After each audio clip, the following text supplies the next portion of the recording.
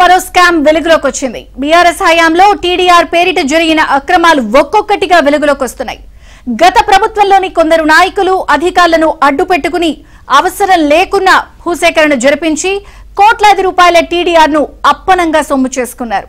హైదరాబాద్ లో లింక్ రోడ్లు, ఫ్లైఓవర్లు, అండర్ పాస్ల పేరిట పెద్ద మొత్తంలో టీడీఆర్లను సృష్టించి కోట్లాది రూపాయలను స్వాహా చేశారు.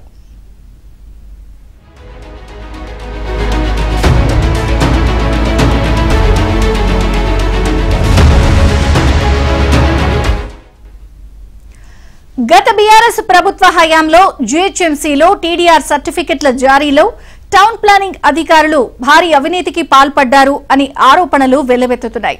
హైదరాబాద్ నగరం అత్యంత వేగంగా విస్తరిస్తోంది. నగరంలో జనాభాతో పాటు ట్రాఫిక్ భారీగా పెరిగింది. దీంతో కొత్త ఫ్లైఓవర్ల నిర్మాణంతో పాటు లింక్ రోడ్ల ఏర్పాటు, రోడ్ల వెడల్పు వంటివి అవసరం ఉన్నా లేకున్నా ఇష్టానుసారంగా గత ప్రభుత్వం హయాంలో చేపట్టారు.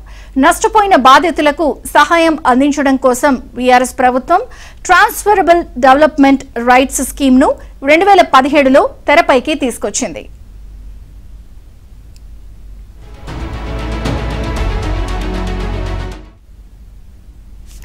అయితే టీడీఆర్ స్కీమ్ ను అడ్డం పెట్టుకుని బీఆర్ఎస్ సర్కార్ హయాంలో ఎంతటి అవినీతి జరిగిందో ఇప్పుడిప్పుడే వెలుగులోకి వస్తోంది.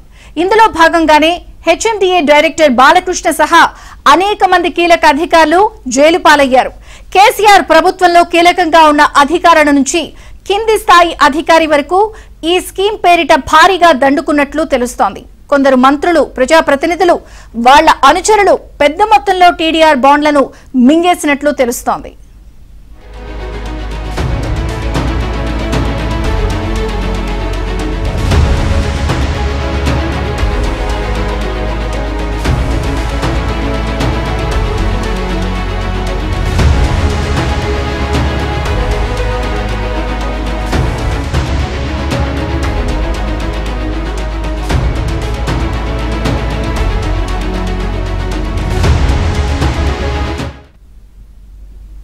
మొత్తానికి తెలంగాణలో సంచలనమైనటువంటి స్కామ్ వెలుగులోకి వచ్చింది. బీఆర్ఎస్ హయాంలో టీడీఆర్ బాండ్ల పేరిట జరిగిన అక్రమాలు ఒక్కొక్కటిగా వెలుగు చూస్తున్నాయి. బాధితులు బయటకు వస్తున్నారు. గత ప్రభుత్వంలోని కొందరు నాయకులు, అధికారులు అడ్డం పెట్టుకుని అవసరం ఉన్నా లేకున్నా ఇష్టం వచ్చినట్టు వేలాది కోట్ల రూపాయలను టీడీఆర్ ద్వారా అప్పనంగా సొమ్ము చేసుకున్న వైనం ఇప్పటికే ఒక్కొక్కటిగా బయటకు వస్తుంది.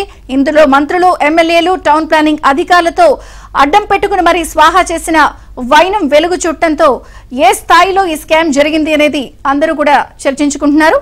ఇక మరిన్ని వివరాలు మా ప్రతినిధి ప్రవీణ్ సిద్ధంగా ఉన్నారు. టీడీఆర్ బాండ్ల స్కామ్ పేరిట జరిగినటువంటి మోసంపై వివరాలు అందించడానికి. Praveen, over to you.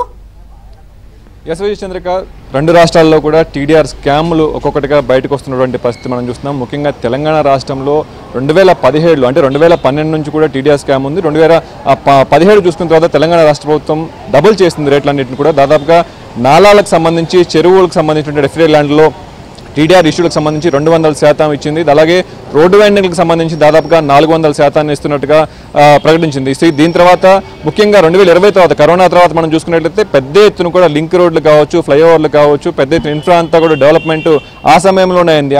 ఆ సమయంలోనే పెద్ద ఎత్తున టీడీఆర్లు వినియోగిస్తున్నామని చెప్పేసి అంటూ కేంద్ర ప్రభుత్వం నుంచి కూడా తెలంగాణ రాష్ట్ర ప్రభుత్వం, అప్పుడు ప్రభుత్వం గ్రాంట్ కూడా తెచ్చుకున్నటువంటి పరిస్థితి మనం చూసాము. అయితే అప్పటి నుంచి కూడా 2020 నుంచి కూడా పెద్ద ఎత్తున ఈ యొక్క టీడీఆర్ స్కామ్లన్నీ కూడా ఒక్కొక్కటిగా జరిగాయి. సో ప్రస్తుతం అవన్నీ కూడా వెలుగులోకి వస్తున్నటువంటి పరిస్థితి మనం చూస్తాము. మొన్నటి దాకా ఆ వాసనలు అయితే పోలేదు.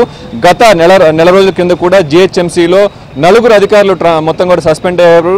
ముఖ్యంగా దాదాపుగా 5 కోట్ల రూపాయల టీడీఆర్ స్కామ్ జరిగిందని చెప్పేసి విజిలెన్స్ అధికారులు తేల్చారు. 4 అధికారులు, ముఖ్యంగా టౌన్ ప్లానింగ్ అధికారులు కావచ్చు, కమిషనరు, అలాగే రెవెన్యూ అధికారులను కూడా పూర్తిగా సస్పెండ్ చేసినటువంటి పరిస్థితి కనిపిస్తుంది. సో ప్రభుత్వాలు మారినా కూడా స్కామ్లు అయితే ఇంకా అదే పద్ధతిలో కొనసాగుతున్నాయని చెప్పడానికి ఇది ఒక ఉదాహరణగా మనం చెప్పుకోవచ్చు. అలాగే ముఖ్యంగా జీహెచ్ఎంసీలో 2017 తర్వాత టీడీఆర్ బ్యాంకును కూడా ఏర్పాటు చేశారు. సో పూర్తిగా డిజిటలైజ్ చేస్తామని చెప్పేసి ప్రతి ఒక్కరు కూడా ఎవరైతే రోడ్డుకు సంబంధించినటువంటి విషయాలు కావచ్చు, ఫ్లైఓవర్లు కావచ్చు, అండర్ పాస్లో కావచ్చు, మొత్తంగా ఇన్ఫ్రా డెవలప్మెంట్ ఏదైతే చేస్తూ ఉన్నామో దాంట్లో చాలామంది గవర్నమెంట్ వాల్యూకి సంబంధించి మాత్రమే గవర్నమెంట్ పే చేస్తూ ఉంటుంది. దానికి 4 ఇస్తాము, 400% ఇస్తాము అని చెప్పేసి ఆ డబ్బులు, తమ ప్రభుత్వ డబ్బులు ఖర్చు అవ్వకుండా టీడీఆర్లు జారీ చేస్తూ ఉన్న పరిస్థితి కనిపిస్తుంది. ఈ టీడీఆర్లు మార్కెట్లో విపరీతంగా అవైలబిలిటీ అయితే ఉంది.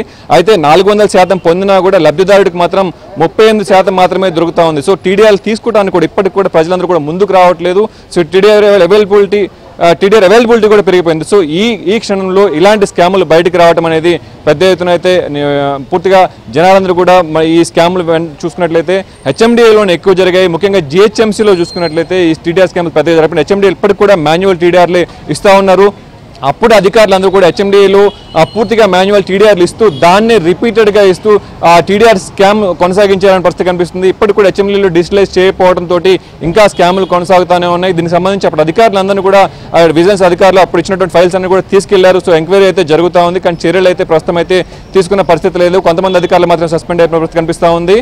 మొత్తంగా కూడా ఈ ప్రభుత్వం వచ్చిన తర్వాత అలాంటి స్కామ్స్ మీద దృష్టి పెట్టి ప్రజలందరూ కూడా టీడీఆర్లు అందుబాటులోకి వచ్చే విధంగా వాళ్ళకి లబ్ధాలకి న్యాయం చేకూరే విధంగా తీసుకోవాలని చెప్పేసి కూడా ప్రజలు కోరుతామని పరిస్థితి కనిపిస్తూ ఉంది.